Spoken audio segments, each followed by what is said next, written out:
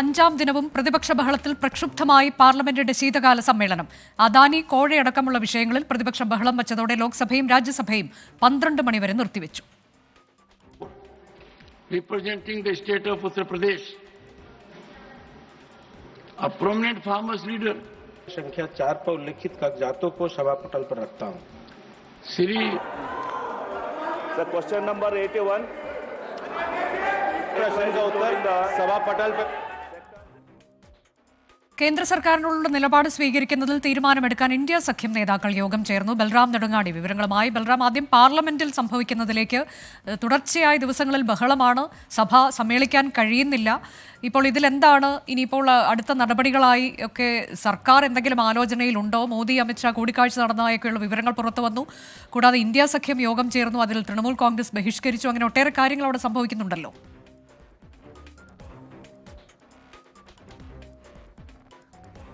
Anuja, parliament ശീതകാല സമ്മേളനം രണ്ടാമത്തെ ആഴ്ചയിലേക്ക് കടക്കുമ്പോഴും പാർലമെന്റിലെ സ്തംഭനം തുടരുകയാണ്. ഇന്ന് ഇരു സഭകളും സമ്മേളിച്ച ഉടൻ തന്നെ പ്രതിപക്ഷ ബഹളം ഉയർന്നു. ഏറ്റവും ശക്തമായ പ്രതിപക്ഷ പ്രതിഷേധം നടക്കുന്നത് ലോക്സഭയിൽ തന്നെയാണ്. ലോക്സഭയിൽ ഈ അദാനി വിഷയം അടക്കമുള്ള വിഷയങ്ങൾ സഭ നിർത്തിവെച്ച് ചർച്ച ചെയ്യണമെന്നാവശ്യപ്പെട്ടുകൊണ്ട് കോൺഗ്രസ് അടക്കമുള്ള പ്രതിപക്ഷ അംഗങ്ങൾ നൽകിയ നോട്ടീസുകൾ അംഗീകരിക്കാൻ സ്പീക്കർ തയ്യാറാകാതിരുന്നതോടെയാണ് ആദ്യ നിമിഷം മുതൽ തന്നെ പ്രതിപക്ഷം ബഹളം ഉയർത്തിയത്. തുടർന്നാണ് സഭ മുന്നോട്ട് കൊണ്ടുപോകാൻ കഴിയാത്തതിനെ തുടർന്ന് 12 മണിവരെ നിർത്തിവെച്ചത്. രാജ്യസഭയിലും സമാനമായ സാഹചര്യം തന്നെയാണ്. നിരവധി വിഷയങ്ങൾ, സമ്പാൽ സംഘർഷം, അദാനി വിഷയം, കൂടാതെ മറ്റ് നിരവധി വിഷയങ്ങൾ, വയനാട് വിഷയം, കേന്ദ്ര പാക്കേജ് ചർച്ച ചെയ്യണമെന്നാവശ്യപ്പെട്ടുകൊണ്ട് വി ശിവദാസൻ MP നോട്ടീസ് നൽകിയിരുന്നു. ഇത്തരത്തിൽ പ്രതിപക്ഷാംഗങ്ങൾ നൽകിയ നോട്ടീസുകൾ ഒന്നും തന്നെ അംഗീകരിക്കാൻ കഴിയില്ല എന്നും ചട്ടം 267 അനുസരിച്ച് ഇത് സഭ നിർത്തിവെച്ച് ചർച്ച ചെയ്യാനാവില്ല എന്നും ചെയർമാൻ ജഗ്ദീപ് ധങ്കർ നിലപാടെടുത്തതോടുകൂടിയാണ് പ്രതിപക്ഷം ബഹളം തുടങ്ങിയത്. തുടർന്ന്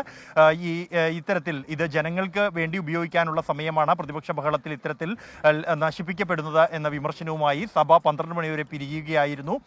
ഇരു സഭകളിലും സമ്മേളിക്കുന്നതിന് മുമ്പായി ഇന്ത്യ സഖ്യത്തിന്റെ യോഗം ചേർന്നിരുന്നു. കോൺഗ്രസിനുള്ളിൽ തന്നെ ഇത്തരത്തിൽ സഭ തുടർച്ചയായി സ്തംഭിപ്പിക്കുന്നതിൽ പല പ്രധാന വിഷയങ്ങളും ചർച്ച ചെയ്യാതെ പോകുന്നു എന്ന വിമർശനങ്ങളുണ്ട്. പ്രത്യേകിച്ച് രാജ്യസഭയിലെ ചില മുതിർന്ന നേതാക്കൾക്കാണ് ഈ സ്തംഭനം വേണമെന്ന ആവശ്യമുള്ളത് എന്നാണ് കോൺഗ്രസിലെ ഒരു വിഭാഗം MP-മാരുടെ ഒരു നിലപാടുള്ളത്. കാരണം വയനാട് വിഷയമടക്കമുള്ള സുപ്രധാനമായ വിഷയങ്ങൾ ചർച്ച ചെയ്യുന്നതിനുള്ള അവസരമാണ് ഇതോടെ പ്രയോജനപ്പെടുത്താൻ കഴിയാതെ പോകുന്നത്. വയനാട് വിഷയം പ്രിയങ്ക ഗാന്ധി ഉന്നയിക്കാൻ തീരുമാനിച്ചിരുന്നു. അതിനുള്ള അവസരം ഇത്തരത്തിൽ ബഹളമുണ്ടാക്കി സഭ സ്തംഭിക്കുന്നതിലൂടെ ഇല്ലാതാകുന്നു എന്നാണ് വിമർശനം ഉയരുന്നത്. ഇന്നത്തെ ഇന്ത്യ സഖ്യ യോഗത്തിലും ഇത്തരത്തിലുള്ള ഒരു അഭിപ്രായം ചില അംഗങ്ങൾ പ്രകടിപ്പിച്ചതായാണ് വിവരം. എന്നാൽ അദാനി വിഷയം രാഹുൽ ഗാന്ധി നേരത്തെ മുതൽ തന്നെ ഉന്നയിക്കുന്ന ഒരു വിഷയമാണ്.